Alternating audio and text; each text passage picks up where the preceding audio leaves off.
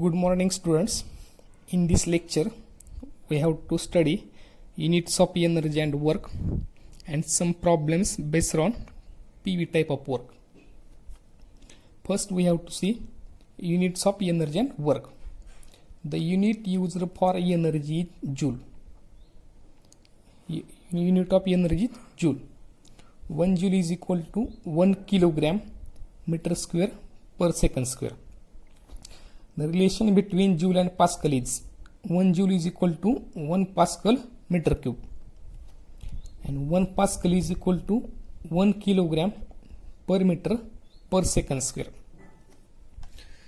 The expression for the PV type of work is, we know that W is equal to minus P external into delta V.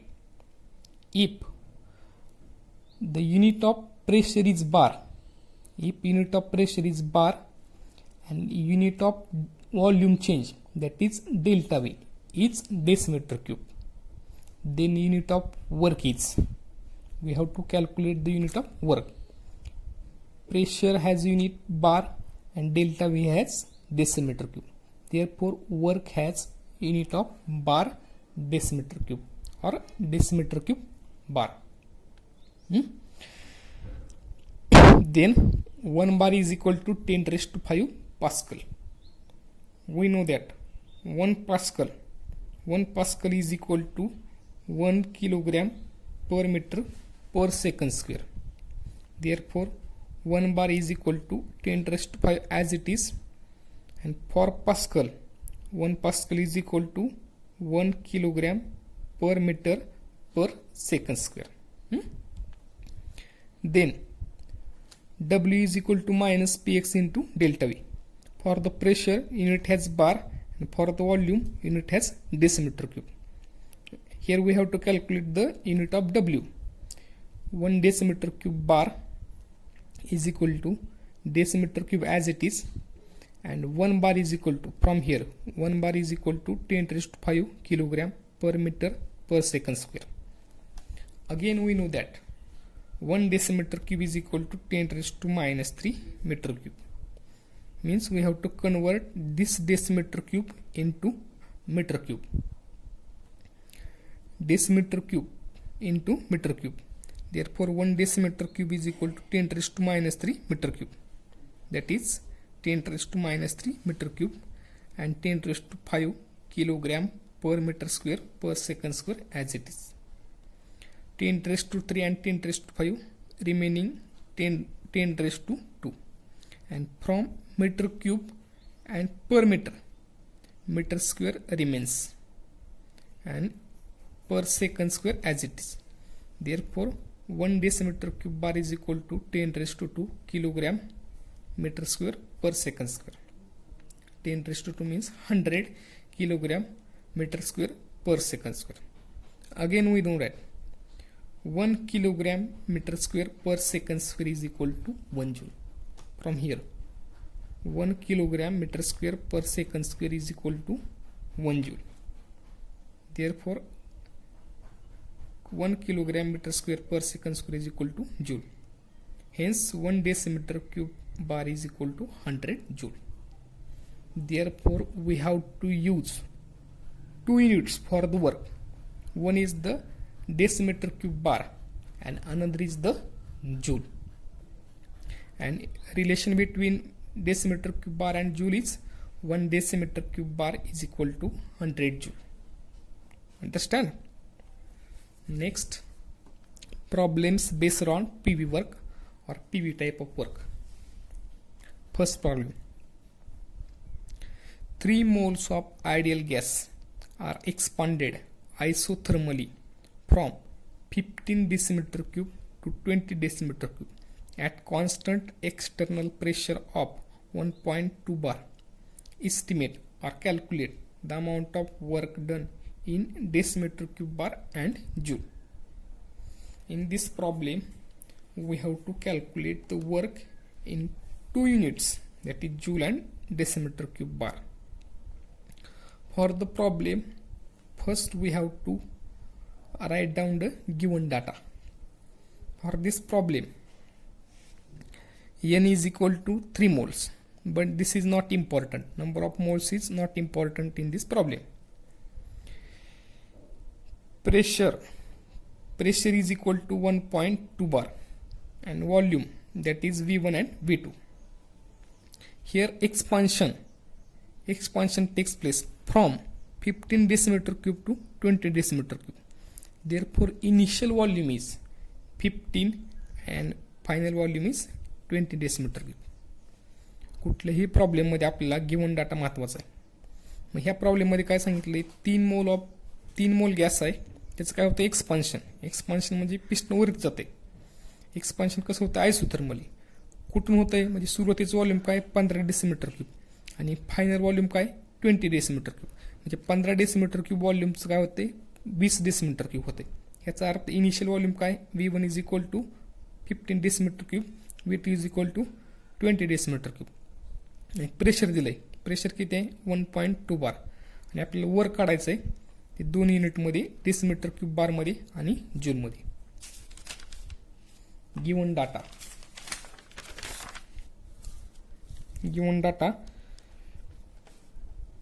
P external is equal to 1.2 bar, V1 is equal to 15 decimeter cube, V2 is equal to 20 decimeter cube. We know that expression for PV type of work, W is equal to minus P external into delta V. W is equal to minus P external, delta V is a change in volume, that is V2 minus V1. Then we have to put the values of pressure and volume. P external is equal to minus as it is, P external as it is equal to 1.2 bar, V2 is equal to 20 decimeter cube and V1 is equal to 15 decimeter cube. Minus 1.2 bar as it is, 20 minus 15, 5 decimeter cube. Minus 1.2 into 5 is equal to 6. Therefore W is equal to minus 6 decimeter cube bar.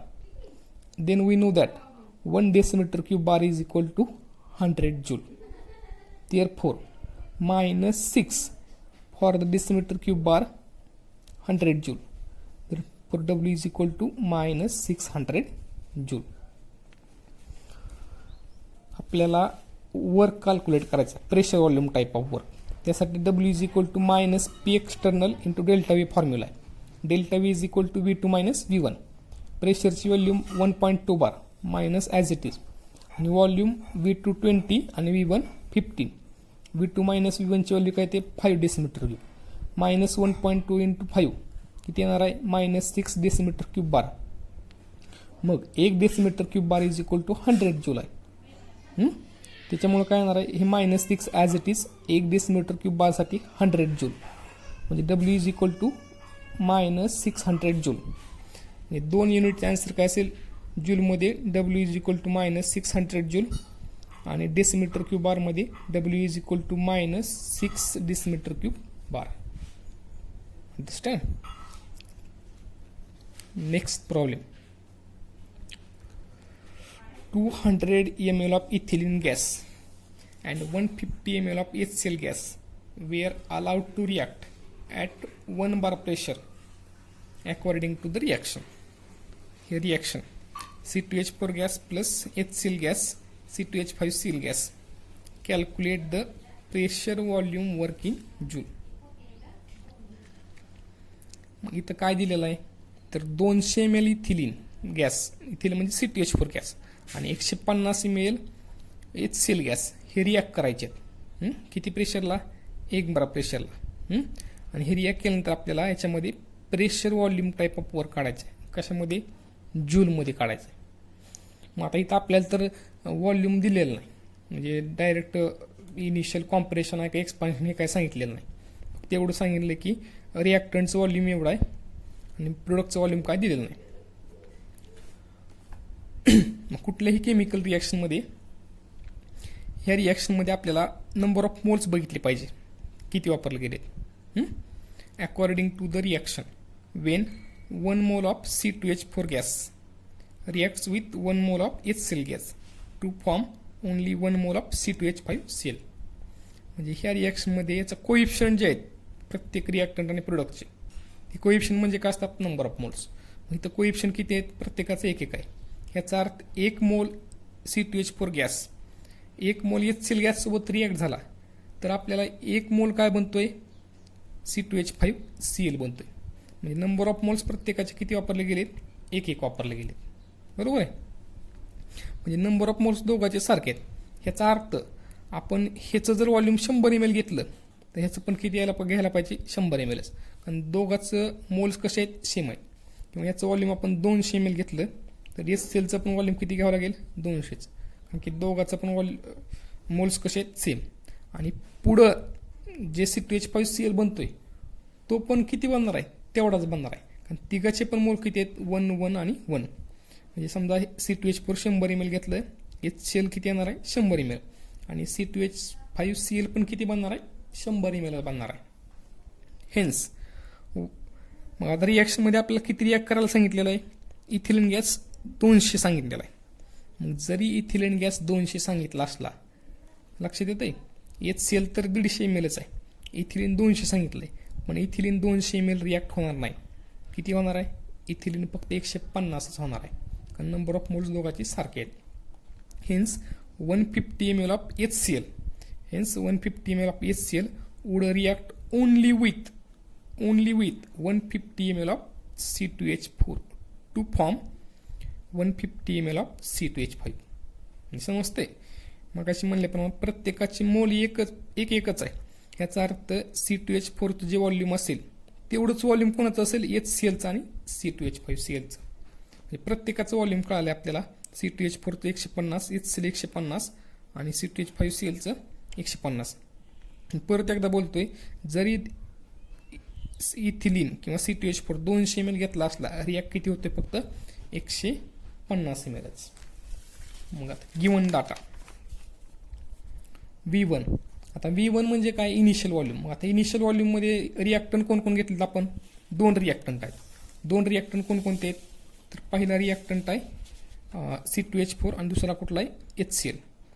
दोघांचं पण volume किती आहे, 150 आणि 150.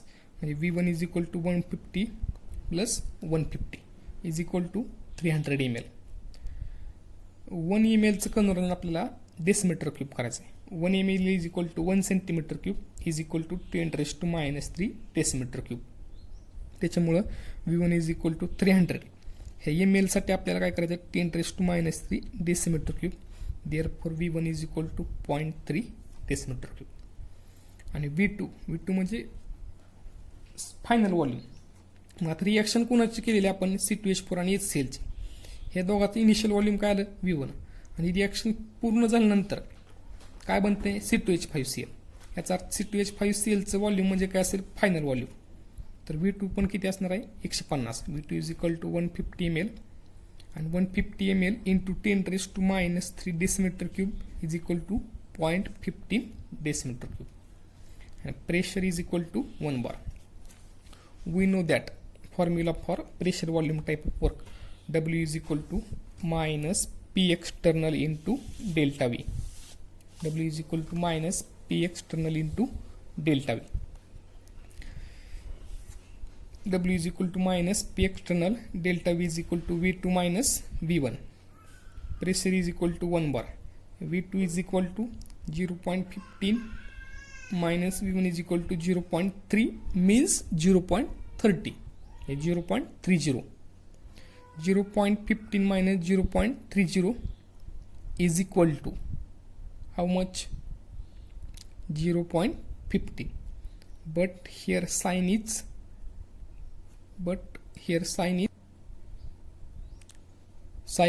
negative, because 0.15 minus 0.30 minus 0.15 decimeter cube. Here is negative sign. Minus gets cancelled, or it becomes plus. Means what is remaining? 0.15 decimeter cube. Therefore W is equal to 0.15 decimeter cube bar. परत एकदा बघूया आपण. W is equal to minus P external into delta V. Delta V म्हणजे V2 minus V1 आहे. प्रेशरची value किती दिलेली आपल्याला, 1 bar. म्हणजे हे minus as it is 1 bar. V2 0.15 आहे आणि V1 0.3 म्हणजे ते 0.30 आहे. 0.15 लहान संख्या आहे, 0.30 मोठी आहे. लहान संख्येमधून मोठी संख्या मायनस केली की मायनस आहे. त्याच्यामुळे 0.15 वजा 0.30 काय येणार आहे, -0.15. आणि हे मायनस मायनस कॅन्सल किंवा मायनस मायनस प्लस. आणि 0.15 into 1 is equal to 0.15 decimetre cube bar. हे वर्क आलं डेसिमीटर क्यूब बारमध्ये. आता इथं आपल्याला ह्याचं कन्वर्जन परत जूलमध्ये करायचं आहे. मग 1 decimetre cube bar is equal to 100 joule. W is equal to 0.15 into 100 joule. Therefore W is equal to 15 joule. Understand? Third problem from exercise. 1 mole of an ideal gas compressed from 500 centimeter cube against a constant external pressure of 1.2 into 10 raised to 5 Pascal. The work involved in this process is 36.0 joule. Calculate the final volume. Given data काय काय बघायला पाहिजे अगोदर. काय सांगितलंय, 1 मोल ideal gas काय झालंय, कॉम्प्रेशन झालंय. मग कॉम्प्रेशन कुठून झालंय, म्हणजे सुरुवातीचं इनिशियल व्हॉल्यूम काय, फ्रॉम म्हणलंय, ह्याचा अर्थ इनिशियल व्हॉल्यूम आहे. V1 किती असणार आहे, 500 सेंटीमीटर क्यूब. 1 मोल आयडियल गॅसचं कॉम्प्रेशन 500 सेंटीमीटर क्यूब पासून झालेलं आहे. कुणाच्या अगेन्स्ट झालंय, तर एक्सटर्नल प्रेशरच्या अगेन्स्ट. आणि ते प्रेशर किती आहे, 1.2 into 10 raised to 5 पास्कल. म्हणजे P external is equal to काय असणार आहे, 1.2 into 10 raised to 5 पास्कल. आणि त्याच्यामध्ये जे वर्क आहे ते वर्क किती दिलंय, 36 जूल दिलंय. आणि आपल्याला काय कॅल्क्युलेट करायचंय, फायनल व्हॉल्यूम. म्हणजे V1 is equal to 500 centimetre cube is equal to, we know that 1 centimeter cube is equal to 10 raised to -3 decimeter cube. 1 centimetre cube म्हणजे 10 raised to -3 डेसिमीटर क्यूब आहे. 500 centimetre क्यूबचं decimetre cube करायचं आहे. म्हणजे V1 is equal to 500 into 10 raised to -3 decimetre cube is equal to काय येणार आहे, म्हणजे 500 into 10 raised to -3 is equal to 0.5 decimetre cube. P external काय दिलेलं आहे, 1.2 into 10 raised to 5 pascal. Pascal हे प्रेशरचं युनिट आहे. आपल्याला त्या पास्कलला बारमध्ये कन्वर्ट करायचं आहे. तर 10 raised to 5 pascal is equal to 1 bar. 10 raised to 5 पास्कलसाठी काय घेता येईल, 1 बार. म्हणजे 1.2 for 10 raised to 5 pascal bar. म्हणजे P external is equal to 1.2 bar. त्याच्यानंतर W वर्क आहे. तर वर्कची व्हॅल्यू किती दिलेलं आहे, 36 जूल दिलेली आहे. तर त्या 36 जूलला आपल्याला काय करावं लागेल, डेसिमीटर क्यूब बारमध्ये कन्वर्ट करावं लागेल. कारण की आपण व्हॉल्यूमला कशामध्ये कन्वर्ट केलेलं आहे, म्हणजे सेंटीमीटर क्यूबचं व्हॉल्यूम डेसिमीटर क्यूबमध्ये केलं आहे. आणि नंतर जे प्रेशर होतं पास्कलमधलं, ते पास्कलचं प्रेशर पण कशामध्ये केलं आहे, बारमध्ये. त्याच्यामुळे जूलला पण आपल्याला डेसिमीटर क्यूब बारमध्ये कन्वर्ट करावं लागेल. W दिले आपल्याला 36 जूल. तर आपल्याला माहिती आहे 1 decimetre cube bar, 1 decimetre cube bar is equal to 100 joule. आणि 1 joule is equal to 1 joule is equal to 1 decimetre cube bar divide by 100. Means 1 joule is equal to 1 decimetre cube bar आहे, हे 10 raised 100 म्हणजे काय, 10 raised to 2 आहे. ते वरती अंतर काय येईल, 10 raised to -2. 1 joule is equal to 10 raised to -2 decimetre cube bar. मग आता W is equal to 36 joule आहे. तर त्या जूलच्या ऐवजी आपण काय करणार, 36 into 10 raised to -2 decimetre cube bar. Conversion लक्षात आले. 1 डेसिमीटर क्यूब बार म्हणजे 100 जूल आहे. तर 1 जूल म्हणजे काय येणार आहे, हे इकडे डिवाइड होईल. 1 joule is equal to 1 decimetre cube divide by 100. आणि 100 म्हणजे 10 raised to 2 आहे. आणि 10 raised to वरती गेलं 10 raised to -2. म्हणजे 1 joule is equal to 10 raised to -2 decimetre cube bar. आणि W is equal to 36 into 10 raised to -2 decimetre cube bar. Calculate काय करायचं आहे, V2. आता we know that expression for PV type of work, W is equal to minus P external into delta V. W is equal to P external V2 minus V1. W ची value 36 into 10 raised to -2 decimetre cube bar. P external 1 point minus as it is 1.2 bar आणि V2 calculate करायचं आहे -V1 0.5 decimetre cube आहे. हे -1.2 इथं multiply, इकडे काय होणार आहे डिवाइड, म्हणजे 36 इंटू 10⁻², हे मायनस साईन इथलं आहे 1.2 इज इक्वल टू V2 -0.5.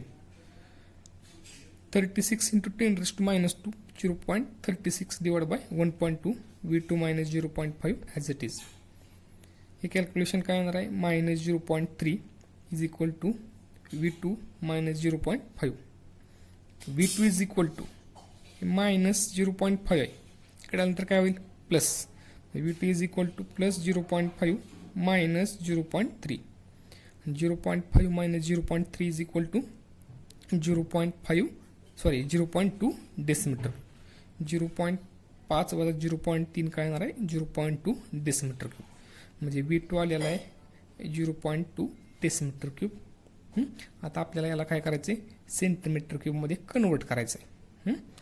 तर मग अशी आपण कन्वर्जन बघितलं होतं 1 centimetre cube is equal to 10⁻³ decimetre cube. तर 1 decimetre cube is equal to काय असणार आहे 10⁻³ सेंटीमीटर क्यूब. त्याच्यामुळे 0.2 into 10⁻³ centimetre cube. Therefore V2 is equal to 200 centimetre cube. This is the final volume.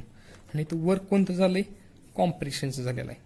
म्हणजे V1 काय होतं 500 आणि V2 कसं असणार आहे 200. ठीक आहे. आणि कॉम्प्रेशनचं वर्कमध्ये आपण फायनल व्हॉल्यूम कॅल्क्युलेट केलेला आहे. हा लास्टचा प्रॉब्लेम एक्झरसाइजचा आहे. आणि फक्त आता सॉल्व केलेला एक प्रॉब्लेम राहतोय तुम्ही बघू शकता. अंडरस्टँड. ओके ठीक आहे.